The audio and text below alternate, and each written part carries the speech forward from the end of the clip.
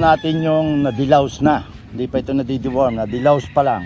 2 days na po na nadilaws. Balahibo nila kasi possible na eh. Dapat matutok. Ingat. Tingnan natin sila lahat. Isang set lang to, phase 1B na age cap. Hinog na hinog po ito. Natin kung ano ang result sa kanila ng dilaws. Ganda, sariwa sila. Saka yung luma nalalaglag ng tuluyan pagka na shampoo. Di po ba katulad din sa tao, kaya mabilis lumagwang buhok kasi nagsa-shampoo ka everyday. Kung meron ka pa nga treatment minsan na ibinibigay. Ganon din ang buhok at saka feather. Buhok ng tao at saka feathers ng manok, the same lang yan. Ano po? Sa itsura nila. Tingnan natin. Naglilibang po tayo. Tingnan natin. Kamukha. Lalabas siya. Chismoso yung manok eh. Tingnan natin sila. Ilan ba ito? Na tinabi kong ito. 27. 27 na solid na age cap. Ibang set po ito doon sa ibang pinopost ko. Gusto ko lang makita nyo yung balahibo. Kasi pagka po may kuto, may red mites, nakikipag-agawan pa po yun sa nutrients. Edi sa halip na sa sumisibol na balahibo na pupunta, naunahan siya na red mites. Inisip-sip yung dugo, kaya po nagiging anemic. Maputla ang muka. Pag na-deworm to, lalo nang pupula ang mata nito at saka muka.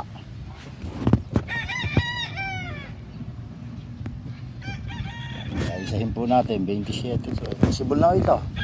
By December, kumpleto na to. Ako, ito yung mga kapatid po nito. Nanalo na sa World Slasher at saka sa Pitmaster. Kaya sinusundan ko po. Kasi totoo po yung winning line. Totoo po yung losing line. Para sa akin po. Sa itsura nila.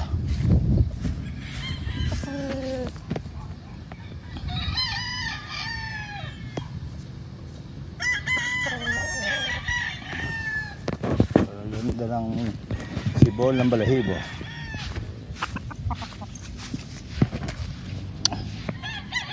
Yan po. Yan, ang bibisita. Ito lang ho, lipahan ko lagi.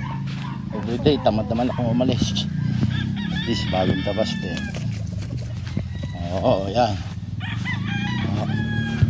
At nililiguan ng regular. Once a month po ang pagdidilaws.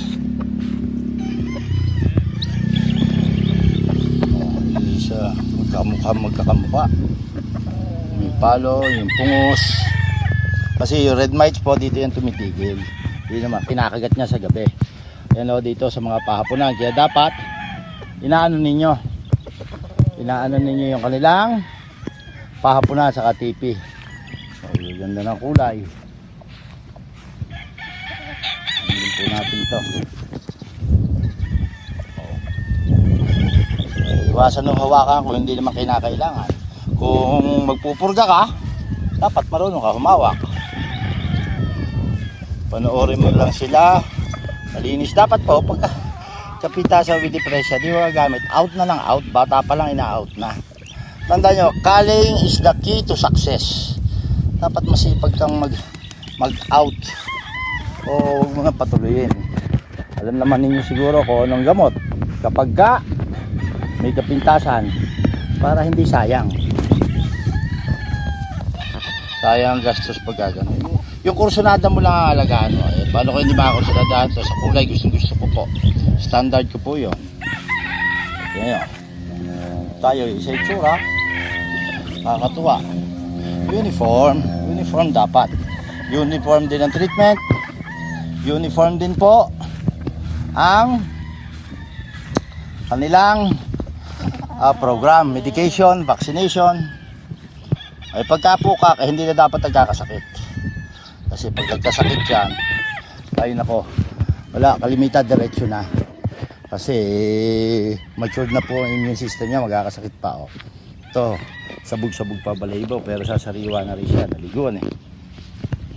Siya lang na may naiwan ng isang buntot o dalawa ata ito nakikita ko.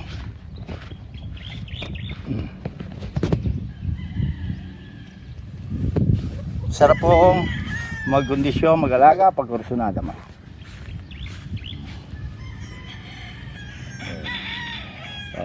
Kung ano naman po yung program nyo, wala naman ako against doon. Nagsishare lang po ako kasi baka sakali makakatulong. Sharing is caring, tandaan nyo po yan. Tingnan natin, isang kulay. Medyo nasa malayo na po tayo. Malayo tayo sa bahay oh. Delikado na ito sa ano, sa predator na dadalawang paa. Hinog na po ito. Yun naman po paganda at bilis ng pagtapos ng paglulugoy, depende po sa health status ng manok. Kaya dapat healthy. Tandaan niya, pag hindi healthy, yung mabagal mo pag pinaliguan mo, mabagal magtuyo ng balahibo, yari ka ron. May dinaramdaman nyo, wag na ninyong patuloyin kung nagkasakit ng bata. Sapagkat pag yan dumaan ang bagyuhan, tag-ulat, tag-init, ibibigay din po yan. Nagastusan ka lang doon. Ikaw, kung nananalo ka naman ng may sakit, edi tuloy mo lang. Tingnan nyo to. Meron tong eyeworm, itong isang to.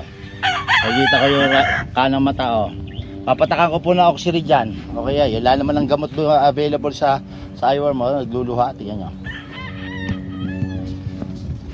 Pa iba, isang ito, lapat ang butot sa lupa. Nalagdag yung lumang yon. Diretso na po yan. Kailangan sila.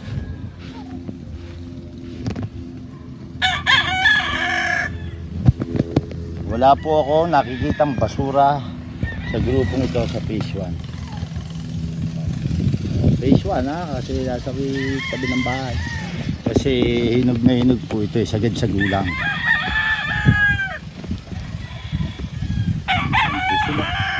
Nag-ano lang tayo, nag-visit para hindi ka nainip. Kaya ayoko nang aalis. Nasa manok lang po. O dapat po lagi malinis. Doon yung mga tali, bago na po yan. Lagi po maingat. Ito ay phase 1. Sunod ko ipa-vlog sa inyo itong phase 2. Tapos phase 3, phase 4, walang pera. Dapat po ay walang kuto walang red mites. Kasi parang ulo mo rin niya, kung may kuto ka, kamot ka ng kamot, ay masisira, makakalbo ka, masisira ang iyong buhok. Sa kanila naman masisira ang balahibo. Inisita po natin sila. 27 pieces po ito. Siyam lang naman ang kailangan ko. Ay alin kaya sa kanila sigurado mananalo. Hindi ho natin mapili.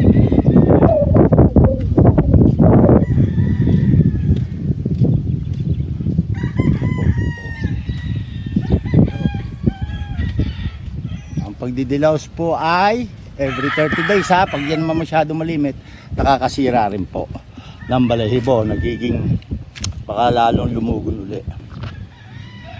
Dito natin to. Dapat po tamang nutrisyon para may proteksyon.